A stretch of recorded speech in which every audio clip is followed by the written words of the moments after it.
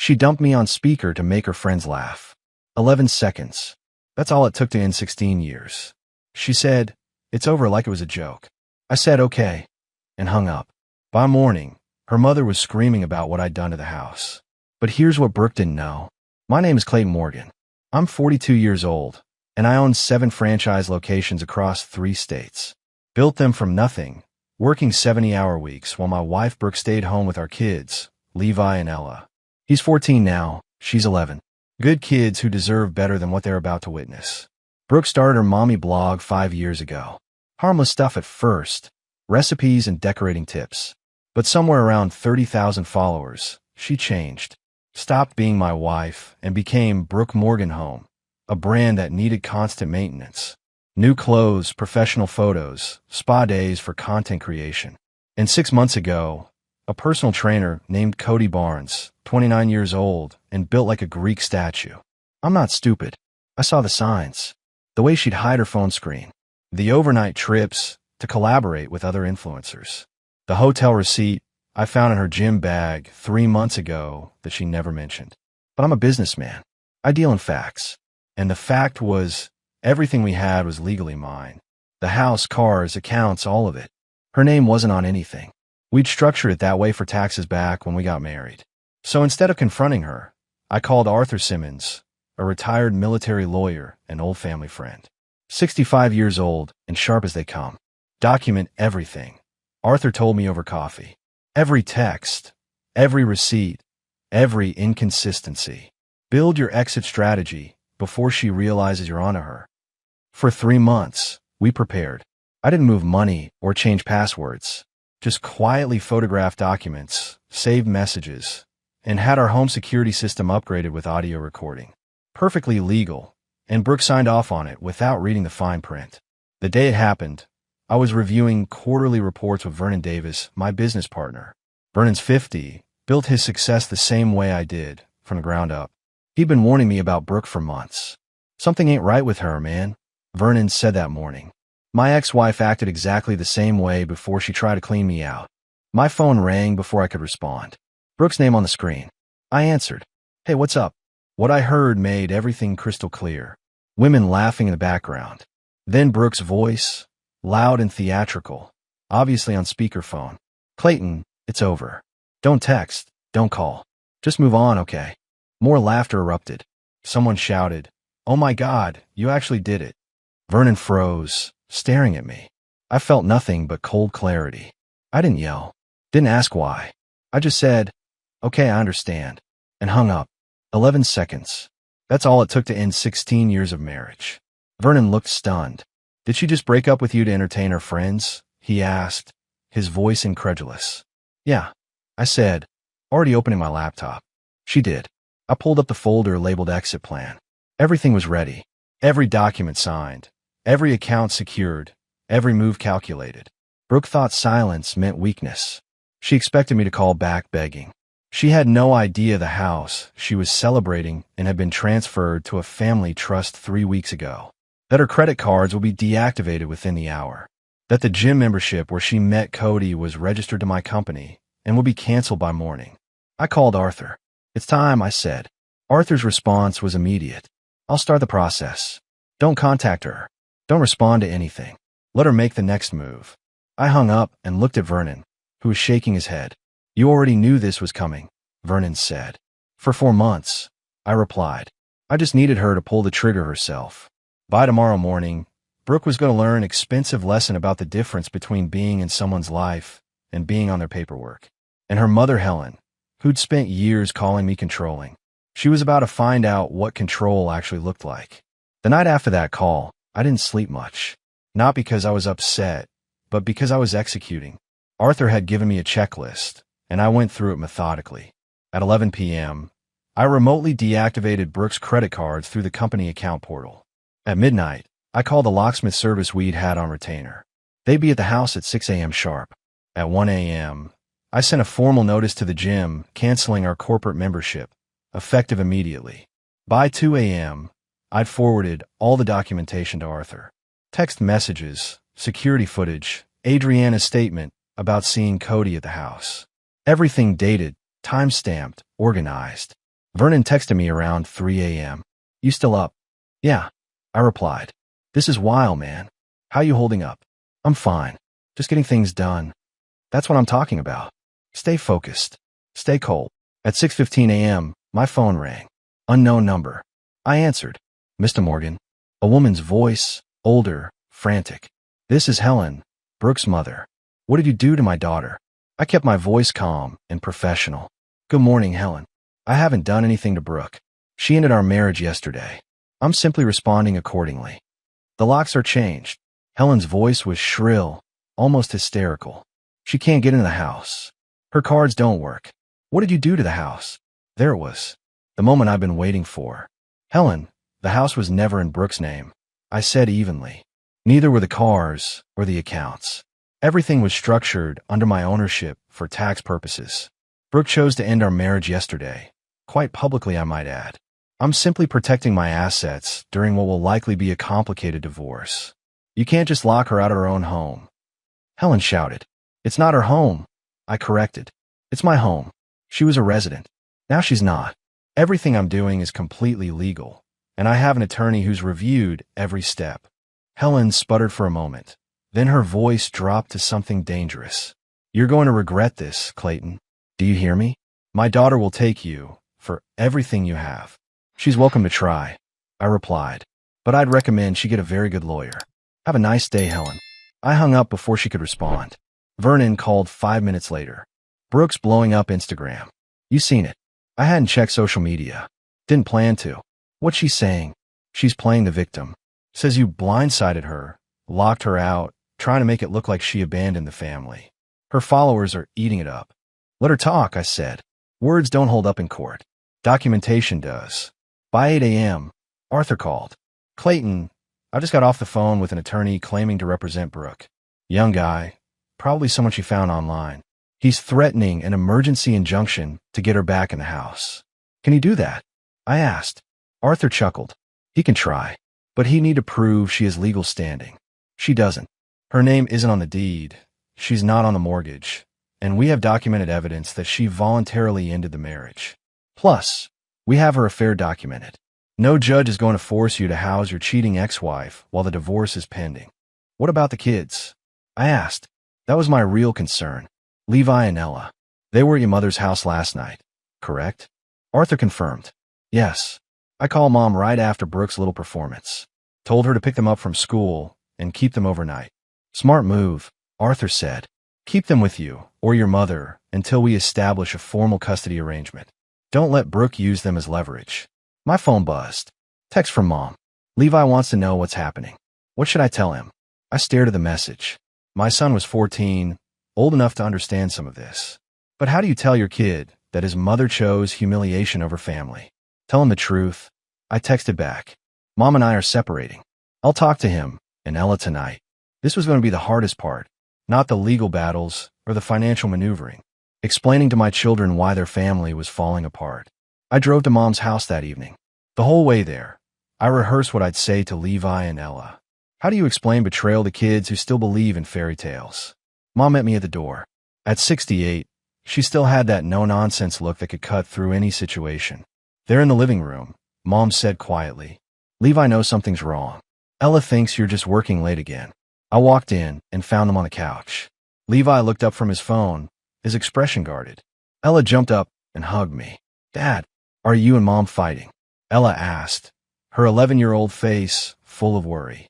I sat down between them. Your mom and I are separating. We're getting divorced. Levi's jaw tightened. He wasn't surprised. Because of that trainer guy.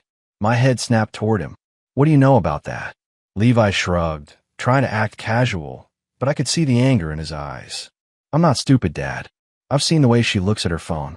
The way she dresses up for the gym now. And last month, I came home early for basketball practice. His car was in the driveway. Something cold settled in my chest. You saw him at the house. I didn't go in, Levi said. I just went to Tyler's house instead. I didn't want to deal with it. My 14-year-old son had been carrying this alone for a month. I pulled him into a hug, and he didn't resist. You should have told me, I said. I thought maybe I was wrong, Levi replied, his voice breaking slightly. I wanted to be wrong. Ella looked confused. What's happening? What trainer? I took a breath. Your mom made some choices that hurt our family. But I want you both to know that this isn't your fault. Nothing about this is your fault. Where's mom now? Ella asked. She's staying somewhere else for now, I said. You'll still see her, but you're going to live with me. Good, Levi said firmly. I don't want to see her right now anyway. Mom appeared in the doorway. Clayton, Arthur just called. He needs to speak with you. It's urgent. I stepped into the kitchen and called Arthur back. We have a problem, Arthur said. Brooke's attorney filed an emergency custody motion. She's claiming you're alienating the children and that you removed them from the family home without her knowledge. That's insane, I said. She's the one who ended the marriage. And Levi just told me he saw Cody at her house a month ago. Arthur went silent. He'll testify to that. If he needs to, I said. He's angry enough that he'd probably volunteer. Give me a written statement from him. Arthur instructed. Tonight, if possible. The hearing is in 3 days. We need to establish that Brooke's infidelity directly impacted the children's well-being. After I hung up, I went back to the living room. Levi was holding Ella, who was crying softly. Levi, I said gently, I need you to write down everything you saw that day. When you came home, what time it was, whose car was there. Can you do that? Levi nodded, his expression hardening. Yeah, I can do that. My son was about to testify against his own mother. This was the cost of Brooke's choices.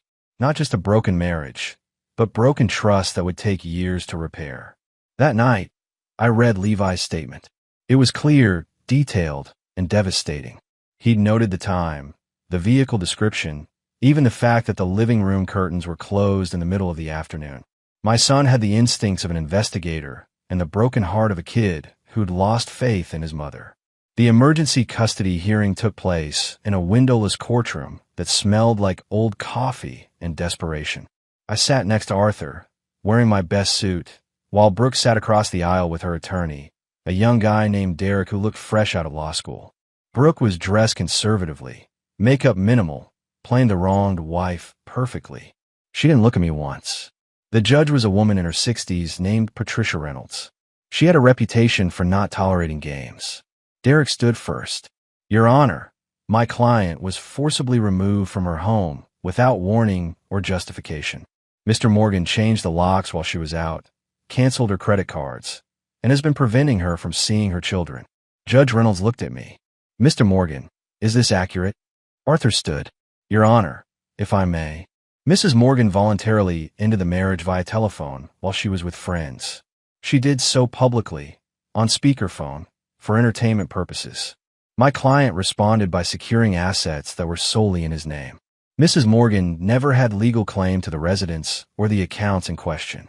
I'd like to hear from Mr. Morgan directly, Judge Reynolds said. I stood. Your Honor, my wife called me 3 days ago and ended our 16-year marriage in 11 seconds, on speakerphone, so her friend could laugh. I didn't kick her out. She walked away. I simply made sure she couldn't walk back in and destroy what I'd built. Derek jumped up. Your Honor, Mr. Morgan is painting a false narrative. My client made a difficult decision. Yes, but she has every right to. Counsel, Judge Reynolds interrupted. Did your client, or did she not terminate the marriage voluntarily? Derek hesitated. The manner of the termination is being mischaracterized. That's a yes or no question, the judge said. Yes, but. Then Mr. Morgan's actions to secure his property were legally justified, Judge Reynolds said. What about the children? Arthur presented Levi's written statement. Your Honor, the Morgan's 14-year-old son has provided a sworn statement that he witnessed evidence of his mother's extramarital affair. He came home from school a month ago and found the other man's vehicle in the driveway. He chose not to enter his own home because he knew what he would find. Brooke's face went pale. Derek looked like he'd been hit with a brick. Your Honor, Derek protested. This is hearsay from a child who's been coached. I'm available to testify, a voice said from behind us. I turned. Levi had come to the courthouse. He stood in the gallery, wearing a button-down shirt, looking older than his 14 years. Young man, Judge Reynolds said, you're the Morgan's son? Yes, ma'am, Levi replied. And nobody coached me. I wrote that statement because it's the truth. Judge Reynolds studied him for a long moment. Did you see this man inside your home? No, ma'am, Levi said, but I saw his car, a red Dodge Challenger with a gym logo on it. It was there at 2:30 in the afternoon when nobody should have been home. And what did you do? The judge asked. I went to my friend's house, Levi said quietly, because I didn't want to see what was happening. The courtroom went silent. Brooke was staring at our son with her mouth open. Derek looked defeated. Judge Reynolds turned to Brooke. Mrs. Morgan, do you have anything to say? Brooke stood, her voice shaking. That's not what it looked like. Cody was just. So, you're not denying he was there? Judge Reynolds interrupted. Brooke's attorney grabbed her arm, but she jerked away. He's my trainer. We were just talking. With the curtains closed at 2:30 on a school day, Judge Reynolds said flatly. She looked at her notes, then back up. Temporary custody is awarded to Mr. Morgan. Mrs. Morgan will have supervised visitation pending a full custody evaluation. We're adjourned. The gavel came down like thunder. I looked at Levi, who was still standing in the gallery. My son had just gone to war for his family, and he'd won. 2 days after the custody hearing, I was in my office when Vernon knocked on my door. He had that look on his face, the one that meant trouble. You need to see this, Vernon said, handing me his phone. It was a news article from the local paper. Personal trainer arrested for assault. The photo showed Cody Barnes in handcuffs. I read the article. Apparently, Cody had gotten into a fight at a bar the night after the custody hearing. According to witnesses, he'd been drinking heavily and started a confrontation with another patron. The other guy ended up with a broken nose. Cody was charged with aggravated assault. Gets better, Vernon said. Check his social media. I scrolled down. Cody's girlfriend, a woman I'd never heard of, had posted a long rant about how he'd been cheating on her with a client. She named Brooke directly, posted screenshots of text messages, even included photos of them together. He had a girlfriend the whole time, I said flatly. A fiancée. Actually, Vernon corrected. They were supposed to get married next month. She found out about Brooke and lost it. That's what the bar fight was about. The guy he punched was her brother. I sat back in my chair. Brooke had destroyed our family for a man who was engaged to someone else. A man who was now sitting in county lockup facing assault charges. Arthur called an hour later. Have you seen the news about Barnes? Yeah, I said. This changes everything. Arthur said. Brooke's attorney is going to have a hard time painting her as the victim when her affair partner is in jail for violence. I'm filing a motion to make the custody arrangement permanent. Do it, I said. That evening, I got a call from an unknown number. Against my better judgment, I answered. Clayton, please. It was Brooke. Her voice was broken, desperate. I need to talk to you. We have nothing to discuss, I said. All communication goes through our attorneys. Cody lied to me, Brooke said, crying now. He told me he was single. He told me he loved me. I thought we had a future. You had a husband, I said coldly. You had children. You had a future. You threw it all away for a lie. I made a mistake, Brooke sobbed. Please, Clayton. I'm sorry. Can we just talk about this? No, I said. You made your choice. You humiliated me on speakerphone for laughs. You brought that man into our home while our children were at school. You don't get to apologize your way out of consequences. What about Levi and Ella? Brooke asked. They need their mother. They need a mother who puts them first, I said. That's not you. Not anymore.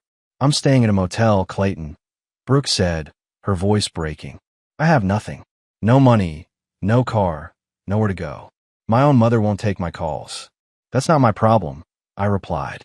You created this situation. You deal with it. I'm begging you, Brooke whispered. Begging doesn't work on me, I said. You should have thought about consequences before you made me a punchline. I hung up before she could respond. Vernon texted me later that night. Brooke's Instagram is gone. Whole account deleted. I checked. He was right. Brooke Morgan home, with its 30,000 followers and carefully curated life, had vanished. Her brand had been built on the illusion of a perfect family. Without that family, there was nothing left to sell. 3 days later, Arthur called with news. Cody Barnes' fiancée filed a lawsuit against Brooke. She's claiming alienation of affection. It's a long shot legally, but the publicity alone is going to destroy whatever reputation Brooke has left. How's Brooke responding? I asked. She's not, Arthur said.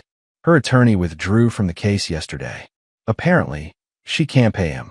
Brooke had bet everything on a fantasy and lost. The influencer life, the perfect image, the adoring followers. All of it was built on my money, my stability, my willingness to be the invisible man behind her success. Now she had nothing, and I felt absolutely nothing watching her fall. 3 weeks after the custody hearing, life started to find a new rhythm. Levi and Ella had moved their stuff into my new place, a 4-bedroom house I'd purchased under an LLC 2 months before Brooke's phone call. She didn't know it existed. Levi adjusted quickly. He threw himself into basketball, and his grades actually improved. Ella struggled more. She still asked about her mom, still wanted to believe things could go back to normal. "Dad," Ella asked one night at dinner, "why can't Mom just say sorry and come home?" Levi put down his fork. "Because sorry doesn't fix what you did, Ella. Your brother's right," I said gently. "What your mom did hurt all of us. Sometimes sorry isn't enough. But families are supposed to forgive each other," Ella insisted, her eyes filling with tears. I pulled her into a hug. "We are a family.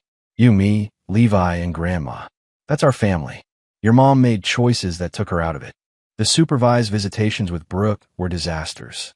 She'd show up late, crying, trying to guilt-trip the kids into feeling sorry for her. After the 3rd visit, Levi refused to go anymore. "I don't want to see her," Levi told me firmly.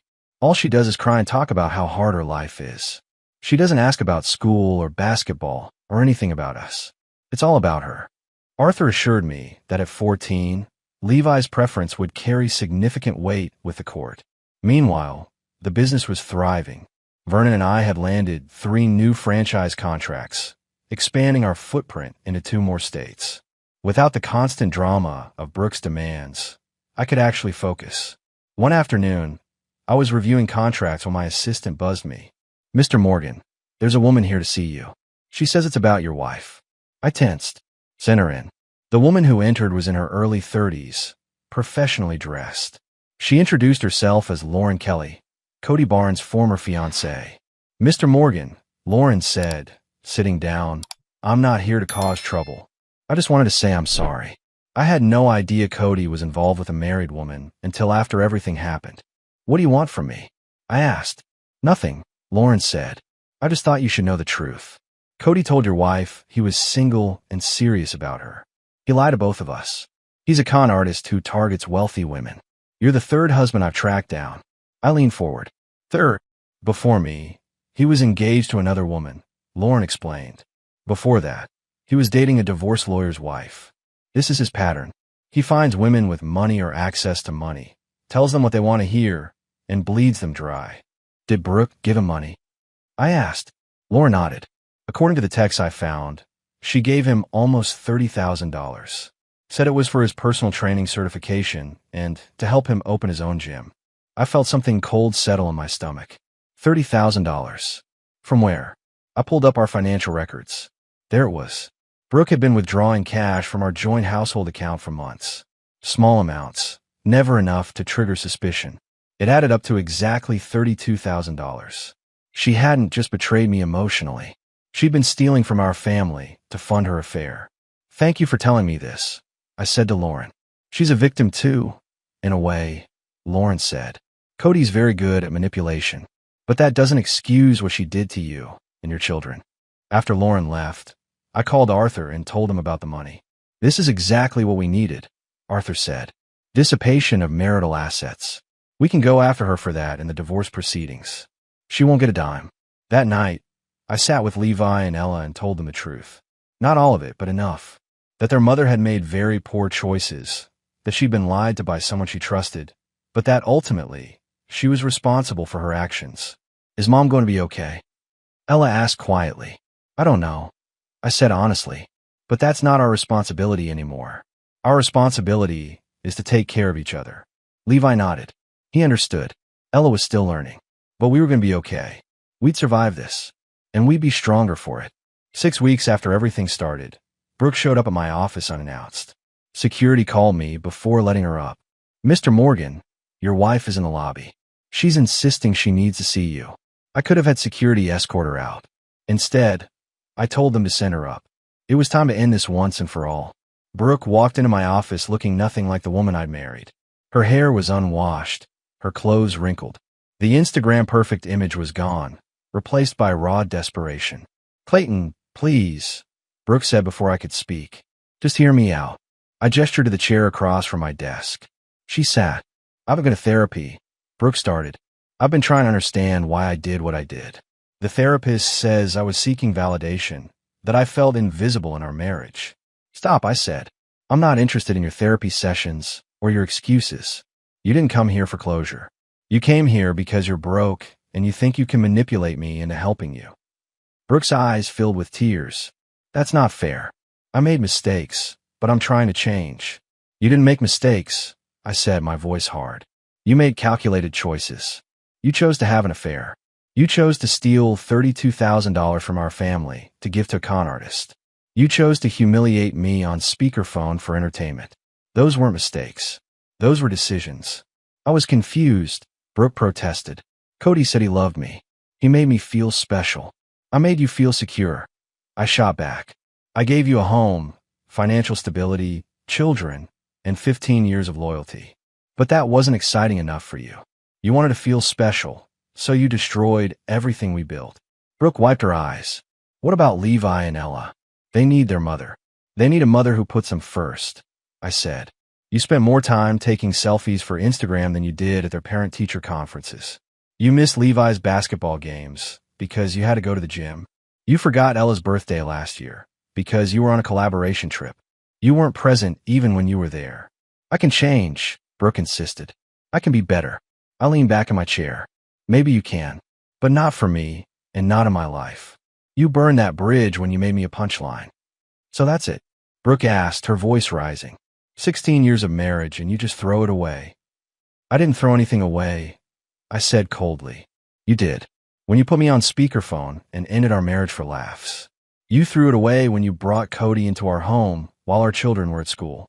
You threw it away when you stole from us. I'm just cleaning up the mess you made.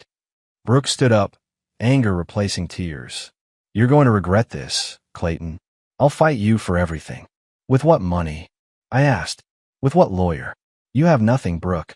No income, no assets, no support system. Your own mother won't return your calls. Your influencer friends disappeared the moment your account did.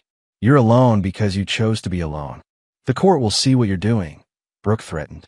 They'll see how you've turned my own children against me. The court has already seen what you are, I replied. An unfaithful wife who stole from her family and lied to everyone. Levi testified against you under oath. That wasn't my doing.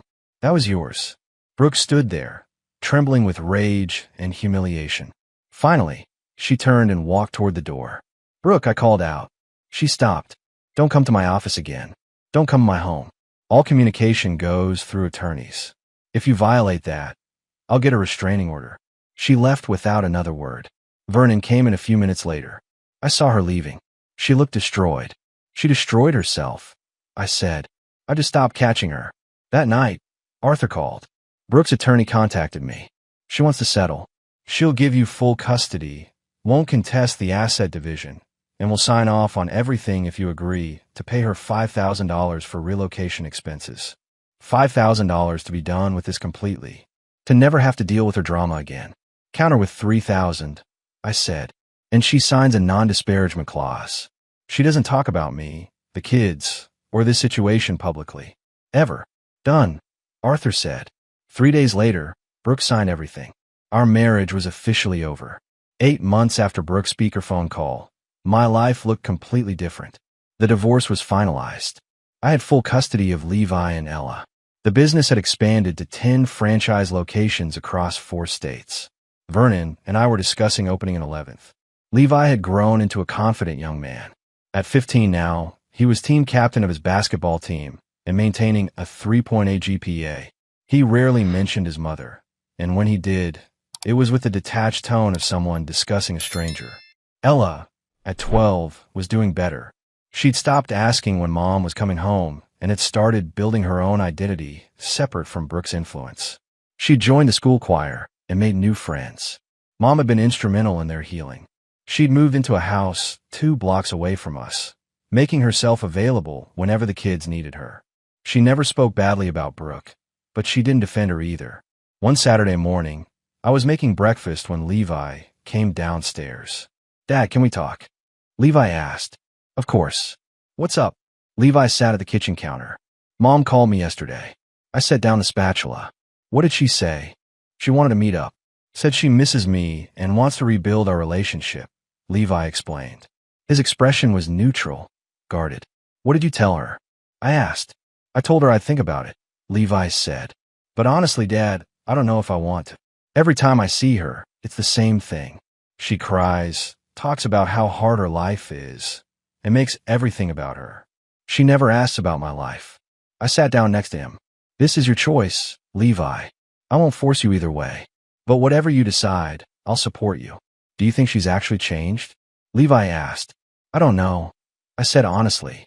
People can change, but they have to want to, and they have to put in the work. Based on what you've told me about your visits, it doesn't sound like she's done that yet. Levi nodded slowly. I think I'm going to tell her no. Maybe later, when I'm older and can handle it better. But right now, I'm good with how things are. Then that's what you'll do, I said. That afternoon, Vernon stopped by. We sat on the back deck while the kids played basketball in the driveway. You did good, man, Vernon said, watching them. Those kids are thriving. They're resilient, I said, stronger than I gave them credit for. They learned that from you, Vernon replied. You could have fallen apart, could have gotten bitter and angry. Instead, you handled business and took care of your kids. That takes strength. I thought about that. A year ago, I'd been in a marriage I thought was solid. Now I was divorced, a single father, and running a growing business empire. It wasn't the life I planned, but it was a good life. You dating yet? Vernon asked with a grin. No, I said. I'm not ready for that. Right now, my focus is on Levi and Ella. They need stability, not me bringing someone new into their lives. Fair enough, Vernon said. But eventually, you should get back out there. You're a good man, Clayton. Don't let what Brooke did make you think otherwise. A few weeks later, I received a letter from Brooke's attorney. She'd moved to another state and was requesting to reduce her child support obligations. She was working as a retail manager, making a fraction of what she'd had access to during our marriage. Arthur advised settling. She's not going to be able to pay much anyway. Better to agree to a minimal amount than waste money fighting over pennies. I agreed. Brooke was ordered to pay $200 a month in child support. She'd gone from a six-figure lifestyle to barely scraping by. I should have felt satisfaction. Instead, I felt nothing. Brooke was no longer my problem, my concern, or my responsibility. She'd become what she'd always been beneath the Instagram filters and designer clothes. Someone I used to know. 10 months after that phone call, I stood in Levi's school gymnasium, watching him lead his team to a playoff victory. Ella sat next to me, cheering loudly. Mom was on my other side, filming on her phone. After the game, Levi ran over, sweaty and grinning. Did you see that final shot? Levi asked excitedly. I saw everything, I said, pulling him into a hug. I'm proud of you. We couldn't have won without everyone's support, Levi said, looking at me, Ella, and his grandmother. That's when I realized we'd made it. We'd survived the worst and come out stronger. We were family. Maybe not the family I planned for, but a family nonetheless. And that was more than enough. 14 months after Brooke's phone call, I was reviewing expansion plans with Vernon when my phone rang. Unknown number, but I answered anyway. Mr. Morgan? This is Detective Sarah Williams with the County Sheriff's Office. I need to speak with you about Brooke Morgan. My stomach tightened. What happened? She was arrested 3 days ago for writing bad checks, Detective Williams explained. She listed you as an emergency contact. She's asking if you'll post bail. How much? I asked, though I already knew my answer. $5,000. I was silent for a moment. Vernon was watching me, eyebrows raised. Mr. Morgan? The detective prompted. No, I said firmly. I won't be posting bail. We're divorced. She's not my responsibility. She said you'd say that, Detective Williams replied. But I had a call.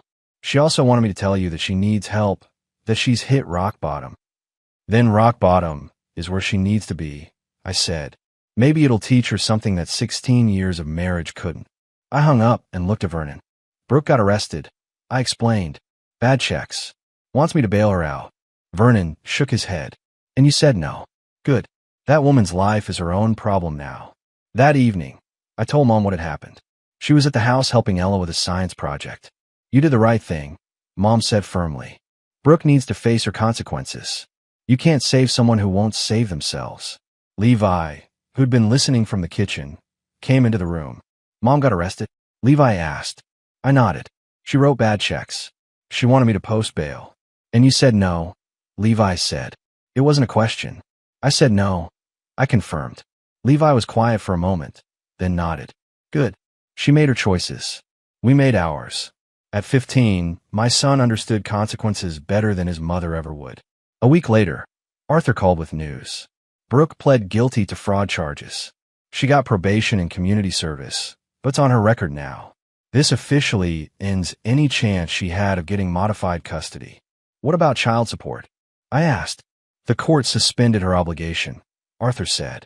She can't pay what she doesn't have, but it also means she has zero legal leverage.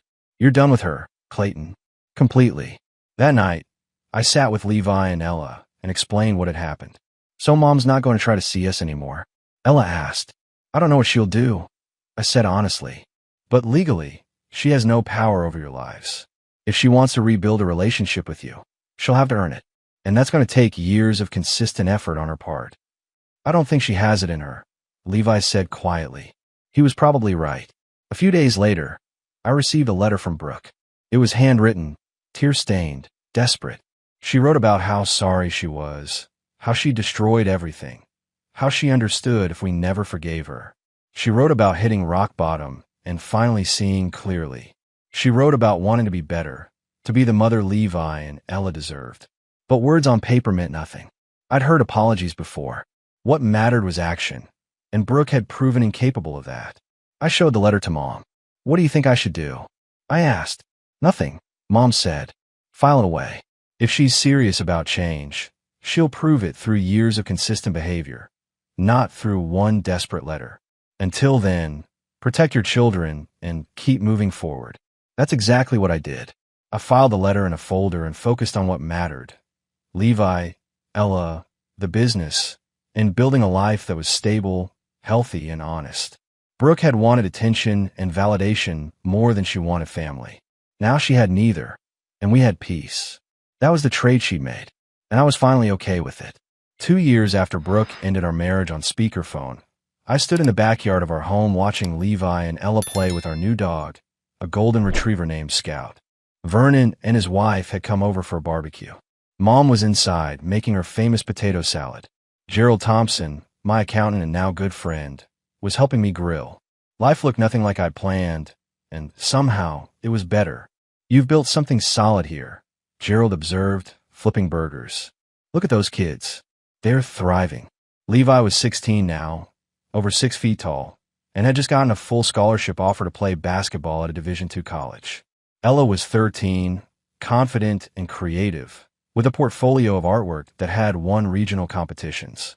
They did the work, I said. I just gave them stability. Don't sell yourself short, Gerald replied. You could have let what Brooke did turn you bitter. Instead, you showed those kids what integrity looks like. The business had grown beyond anything I'd imagined. 15 franchise locations across 6 states. Vernon and I were planning to break into the Canadian market next year. We'd build an empire on the foundation of hard work and smart decisions. I thought about where Brooke was now. Last I'd heard through mutual acquaintances, she was living in a studio apartment in another state, working 2 retail jobs to make ends meet. Her Instagram had been deleted for almost 2 years. The influencer life was gone, replaced by the reality she tried so hard to escape. She'd asked to see the kids twice in the past year. Both times, they declined. Levi had no interest in rebuilding that relationship. Ella was still processing, still hopeful in the way young girls are, but she'd learned to protect herself. Dad, Ella called out. Scout caught the frisbee. I watched as the dog bounded across the yard, tail wagging. Simple joy. That's what our life had become. No drama, no lies, no performance for social media. Just real life, messy and honest and good. Vernon walked over with a beer. I've been thinking about what you said last year.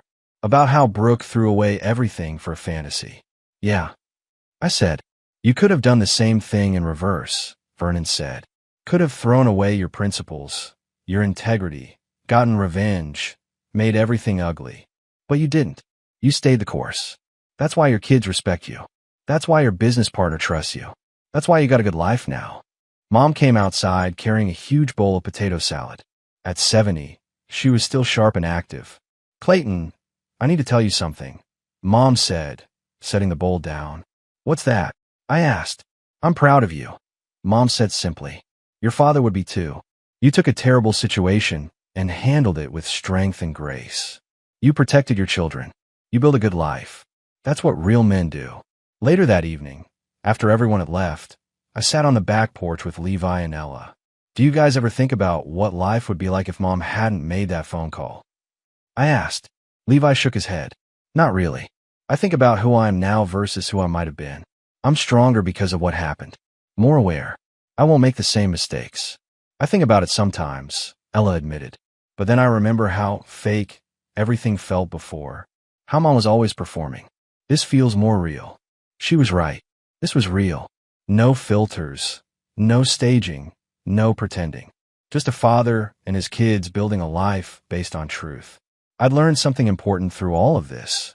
You can't control other people's choices, but you can control your response. Brooke chose chaos and attention. I chose stability and integrity. And in the end, that made all the difference. The business was thriving. The kids were flourishing. I had genuine friendships and family support. My life wasn't perfect, but it was honest. 2 years ago, Brooke ended our marriage in 11 seconds to entertain her friends. She thought she was making a power move, showing everyone she was in control. Instead, she'd free me to build something better. Something real. Something that would last. I looked at Levi and Ella, both growing into remarkable people despite the trauma they'd endured. "I love you both," I said. "You know that, right?" "We know, Dad," Levi said. "We love you too." And sitting there on that porch, watching the sunset with my kids beside me, I realized something profound. Brooke's betrayal hadn't destroyed me. It had revealed who I really was. A father, a businessman, a man of principle, and that was more than enough.